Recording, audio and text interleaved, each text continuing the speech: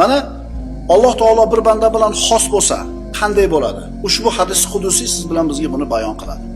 Bilasizlar, Qur'on oyati bor, payg'ambarimiz sollallohu alayhi vasallamning hadis shariflari bor va hadis qudusiy bor.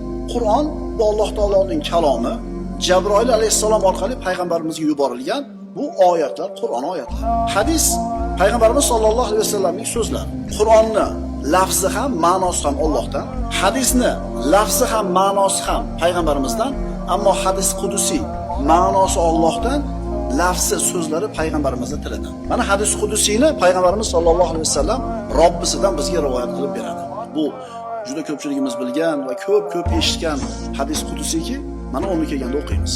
Alloh taolo bir bandasi bilan xos birga bo'lsa, Alloh taolo shu bandasini o'ziga vali deb bilsa, Allohga do'st bo'lsa qanday holat bo'ladi? Man adali valiyan faqat adantuhu bil harb. Alloh taolo aytayapti, kim mening biror do'stimga dushmanlik qilsa, men unga urush e'lon qilaman.